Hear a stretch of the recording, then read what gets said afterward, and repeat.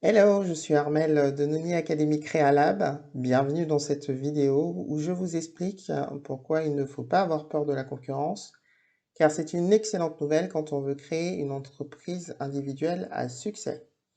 Vous ne me croyez pas? Laissez-moi vous convaincre et c'est juste après l'intro.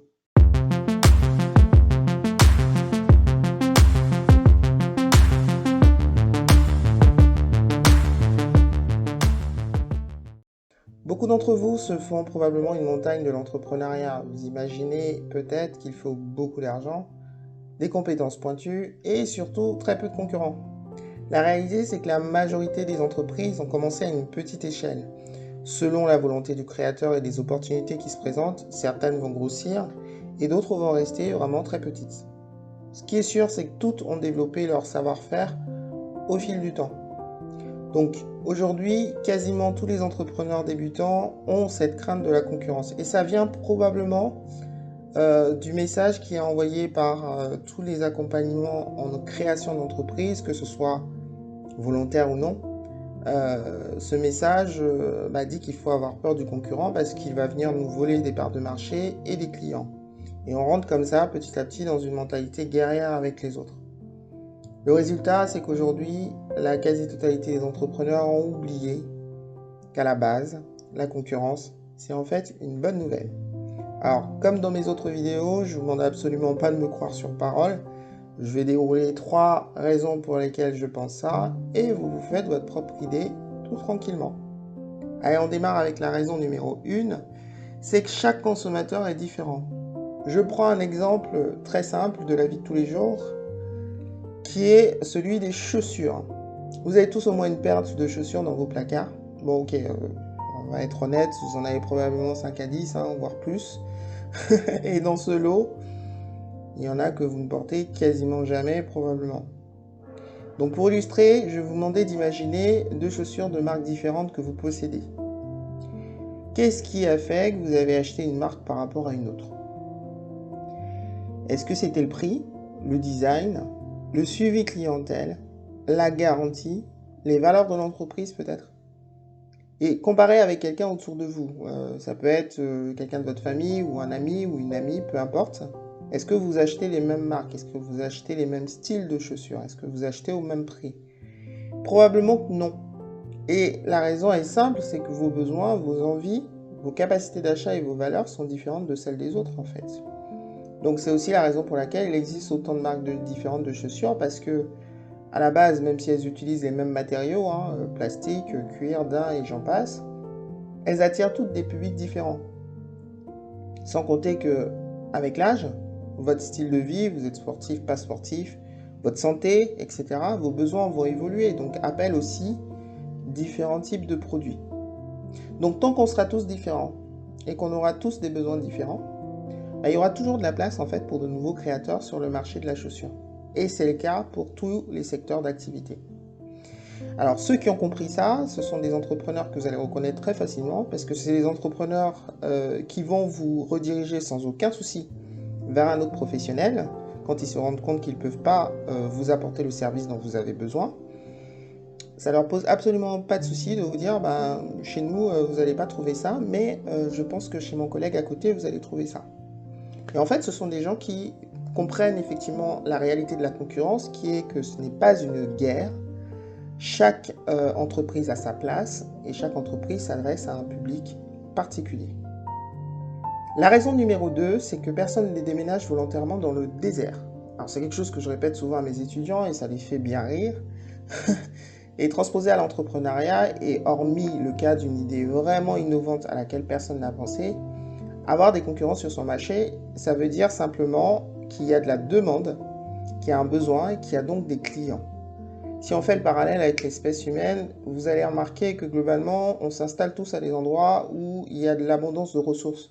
Donc il y a de l'eau, il y a à manger, on est protégé contre les animaux sauvages, contre les éléments plus ou moins. Et voilà. Donc du coup, quand je vous donne l'exemple du déménagement volontaire dans le désert, c'est clairement, effectivement, pour illustrer. À moins d'y être forcé, je pense que n'importe qui choisira, à la place d'aller dans le désert, un coin de verdure ou de côte. Et le résultat, c'est que vous ne serez probablement pas le seul très longtemps à avoir cette idée, et c'est exactement la même chose pour l'entrepreneuriat. Ma raison numéro 3, c'est que la concurrence amène à l'innovation. Si vous regardez n'importe quel secteur d'activité de près, vous allez noter que quand il y a plusieurs concurrents, ça pousse les entreprises à écouter au plus près les consommateurs. Ça pousse les entreprises à améliorer leurs produits. On va prendre un exemple que tout le monde connaît, la téléphonie mobile. Personnellement, moi j'ai connu l'époque des Nokia 3310. Je montre un petit peu mon âge là, mais c'est pas grave.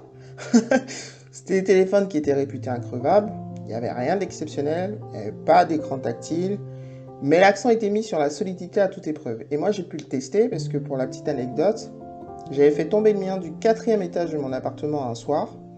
Il a plu pendant la nuit. Et franchement, je me suis dit, bon bah là c'est foutu, je suis bonne pour acheter un téléphone.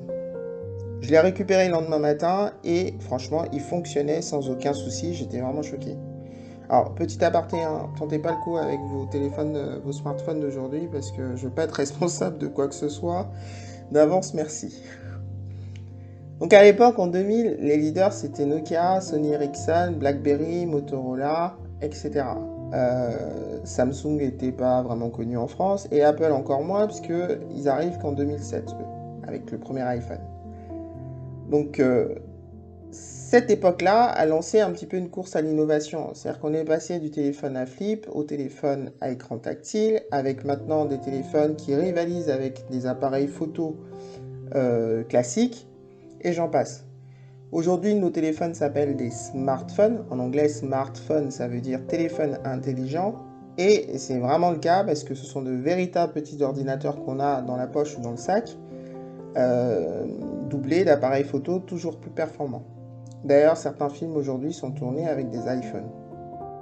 Alors, quelques précisions, on arrive à la fin de cette vidéo, mais j'aime bien toujours ajouter quelques précisions parce que entre ce que je dis et ce qui est entendu, des fois il y a un delta. Donc, je tiens à préciser une chose dans cette vidéo.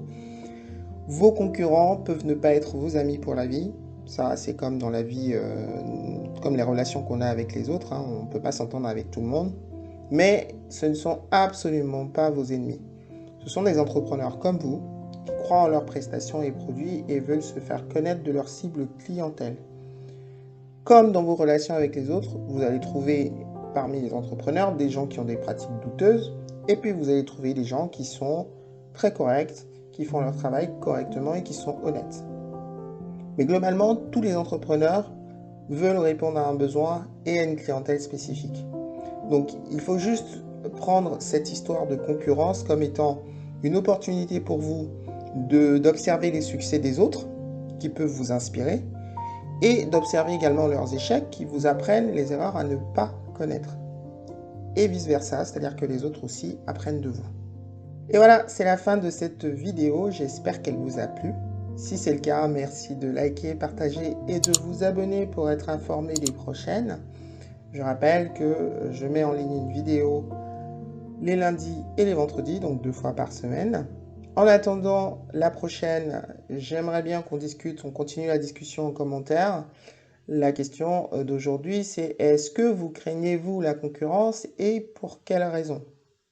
Je réponds à tout le monde, bien entendu, et j'ai hâte de vous lire.